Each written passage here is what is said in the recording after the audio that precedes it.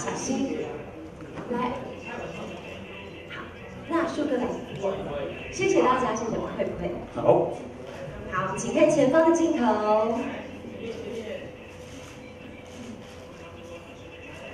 好，往右手边。右手边哦。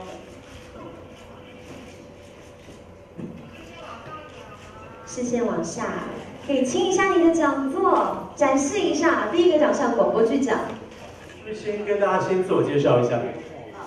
我是正声广播公司高雄台，那我在广播界已经快26年了。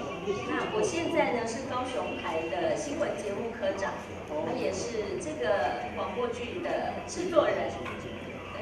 恭喜！那我是灰姑娘音乐制作有限公司跟王子音乐出版社的总经理，我叫 Berry。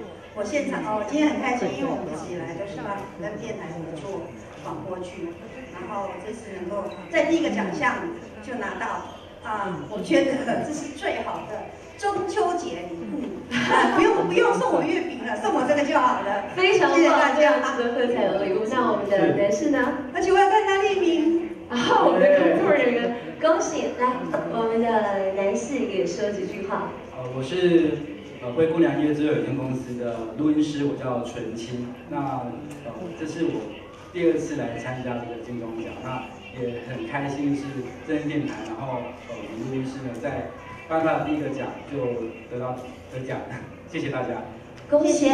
那在这次广播剧当中，你们是用一种剧中剧的概念，那要不要分享一下什么叫做剧中剧呢？因为毕竟听广播它是没有任何画面，它只能靠声音的想象。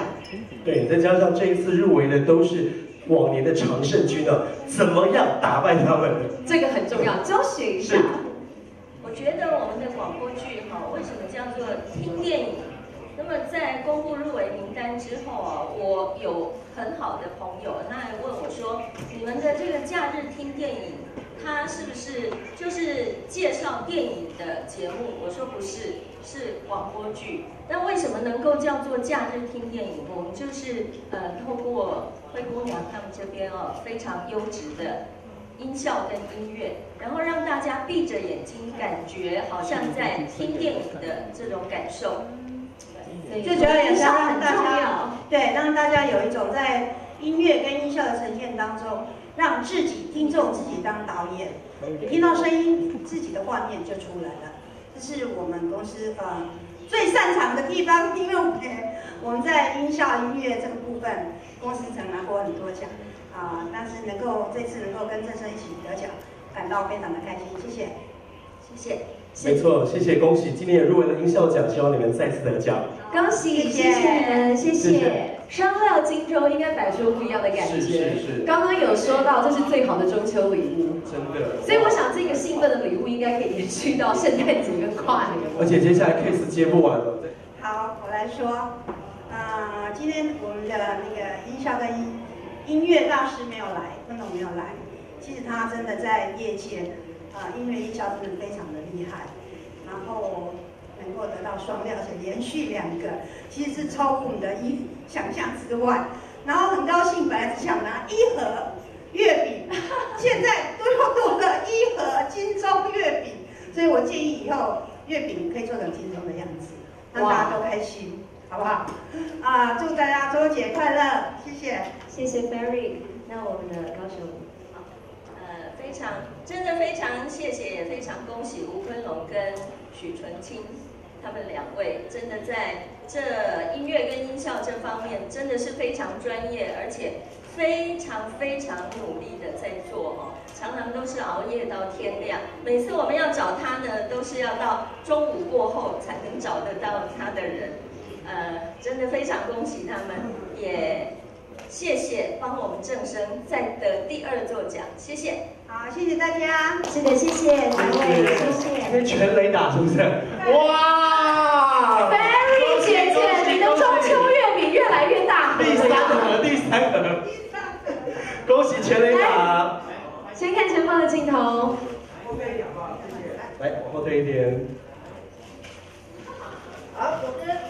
比较。走下方的镜头。现在心情。这一支很难做吧？因为我们看到那个手册上写30秒之内有5个场景，4个年代。对，因为它是从爷爷年代的水的来源，爸爸时代水的来源，还有就是我们现在年轻一代的来源，还有就是小朋友哭泣的声音，到未来我们的水的来源，如果不再珍惜的话，就只剩下我们在哭泣的眼泪而已。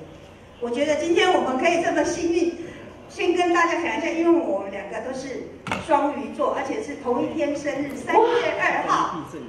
哇塞，同一天生日3月2号，双鱼座，对，恭喜！然后今天也是很开心，看到我的好朋友丽敏还有贤玲在这里，所以他有帮我们加分到，所以全雷打。全雷打，太厉害，太厉害！不过我觉得其实真的应该算是我刚才说到的用心了。在30秒短短的时间里面做这么多细腻的转变，然后再加上其实我看到你们历年的一些入围的广告作品啊，也都相当的厉害，关怀罕见的病童，还有关怀视障的同胞，以及这个珍惜地球的系列等等。果然灰姑娘才是长生君啊！恭喜恭喜！谢谢大家，谢谢。恭喜！